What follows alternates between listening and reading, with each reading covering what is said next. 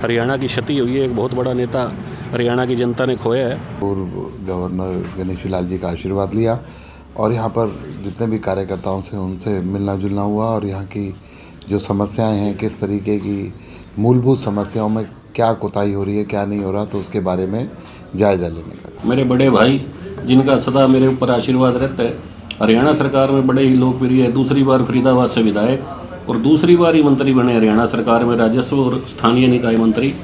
मैं दिल की गहराई से हार्दिक अभिनंदन, हार्दिक स्वागत, जितना करूं उतना कम है कि कल इनका खुद का फ़ोन भाई साहब का आया कि मैं हवेली में आपके पास रखूँगा। मुझे बड़ा अच्छा लगा, मैं तो बड़ा भाई समझता ही था, पर इन्होंने भी मुझे छोटा भाई अपना समझा, तो मैं इनके लिए बहुत अपना दिल से जितना भी अभिनंदन करूँ उतना कम है कि जो आए इन्होंने अपना कीमती समय दिया। तो मैं हार्दिक अभिनंदन और हार्दिक स्वागत करता हूँ भाई साहब। विपुल जी गोयल फरीदाबाद से दूसरी बार विधायक और हरियाणा सरकार में भी दूसरी बार मंत्री, राजस्व एवं स्थानीय निकाय मंत्री, मेरे बड़े भाई की तरह हैं और हमेशा अपना स्नेह मुझे देते हैं। बड़े ही जुझारू और बड़े ही लोकप्रिय फरीदाबाद से विधायक और मंत्री हैं। तो वो कल जब उनका मेरे पास फ़ोन आया कि आज रात मैं आपके पास हवेली रुकूँगा, तो मुझे बड़ा अच्छा लगा। तो कल शाम को वो 8 बजे हवेली पहुँचे और अब सुबह नाश्ता करके जो चौधरी ओम प्रकाश जी चौटाला हमारे पूर्व मुख्यमंत्री, उनका जो निधन हुआ है उन पर शोक प्रकट करने भी तेजाखेड़ा फार्म हाउस गए हैं। ये भी बहुत बड़ी एक हमारे हरियाणा की क्षति हुई है, एक बहुत बड़ा नेता हरियाणा की जनता ने खोया है। तो आज सब लोगों के साथ जितने भी सिरसा के मेन सुरेंद्र जी आर्य खड़े हैं, मेरे साथ प्रदेश के मंत्री हैं, अग्रवाल सभा के प्रधान गौरव जी गोयल, जेपी जी गुप्ता, रोहित जी मेहता, सतीश जी जग्गा, जितने भी प्रमुख लोग सिरसा के हैं, सबके साथ उन्होंने सुबह ब्रेकफास्ट किया और सबसे मिलना हुआ अच्छी तरह से। और जितनी भी लोगों की शहर की समस्याएं थी कमेटी को लेकर सब ने उनसे चर्चा की और उन्होंने आश्वासन दिया कि जल्द ही सब समस्याओं को ख़त्म किया जाएगा। तो मैं उनका दिल की गहराई से रॉयल हवेली में पधारने पर अपनी तरफ से, परिवार की तरफ से, उन्होंने बाबूजी का आशीर्वाद लिया कल शाम को, जो उड़ीसा के पूर्व राज्यपाल प्रोफेसर गणेशी लाल जी, और ऊपर जो भगवान जगन्नाथ जी का हवेली में मंदिर बना हुआ है उनके उन्होंने दर्शन किए और दर्शन करके उन्होंने कहा कि साक्षात मुझे भगवान जगन्नाथ जी के दर्शन हो रहे हैं, माता जी के दर्शन किए। तो मैं उनका जितना भी धन्यवाद करूं कम है। तो ये बाकी जितने भी मेरे साथी आज पधारे उन सब का भी मैं दिल की गहराई से हार्दिक अभिनंदन और स्वागत करता हूँ। मनीष जी, संगठन की संरचना चल रही है इस समय और देखा जाए तो 20 साल पहले बाबूजी ही अगर समाज से प्रदेशाध्यक्ष रहे थे, तो भविष्य के अंदर क्या अगर समाज का कोई भी बंधु है वो प्रदेशाध्यक्ष देखने को मिलेगा?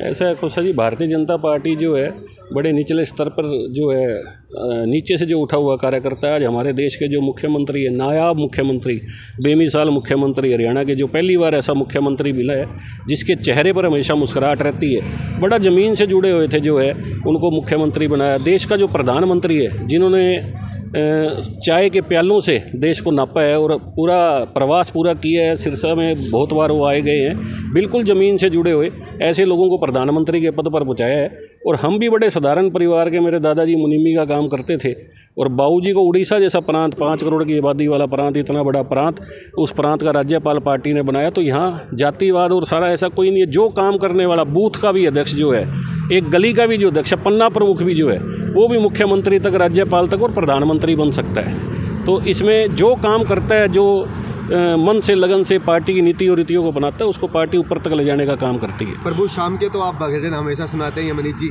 लेकिन कल अटल जी का 100वां जन्मदिन था, कोई एक कविता या एक उनके ऊपर कोई शब्द विचार? अटल जी का जो कल 100वीं जन्म शताब्दी हमने मनाई, यहाँ पर भी बनाई थी। भगवान जगन्नाथ जी के रथ के पहिए हैं जिनके सामने हम खड़े हैं। भगवान जगन्नाथ जी की जो विश्व प्रसिद्ध रथ यात्रा होती है पूरे उड़ीसा, उस दिन सड़क पे होता है। ये वही 2 पहिए जिस पे भगवान जगन्नाथ जी की यात्रा हुई। तो यहीं पर हम सब ने उनका सुशासन दिवस के रूप में उनका बनाया। हरियाणा सरकार ने भी जो फैसला किया है कि पूरा वर्ष उन्हीं के लिए जो है सुशासन दिवस के रूप में बनाया जाएगा। तो अटल जी की तो बहुत कविताएँ हैं, तो मैं अटल जी को अपने पूरे परिवार की तरफ से, पार्टी की तरफ से नमन करता हूँ। और कविता जो है मैं सुरेंद्र जी आर्य से प्रार्थना करता हूँ कि एक कविता जो है अटल जी की सुनाए। नहीं, वो अटल जी की हमेशा ही सुनते हैं ना, रार नहीं मानूंगा हार नहीं, रार नहीं ठानूंगा हार नहीं मानूंगा, पथ पर चलता जाऊंगा। ये बहुत पुरानी पंक्तियाँ उनकी है, इतनी तो याद नहीं, बस 2 पंक्तियाँ याद थी। धन्यवाद। जी आप अभी चल रहा है सदस्य अभियान, कल 25 तारीख का ख़त्म हो चुका है, तो उसके बाद सेकेंडरी मेंबरशिप का किस तरीके से अभियान चलेगा? अभी सक्रिय सदस्यता का चल रहा है, उसके बाद जिला स्तर पर, मंडल स्तर पर, बूथ स्तर पर समितियां बनेगी, इकाइयों का गठन होगा। जो प्रदेश का निर्देश है उसके अनुसार आने वाले दिनों के अंदर बूथ स्तर से लेकर के प्रदेश स्तर तक की सारी रचना गठित हो जाएगी।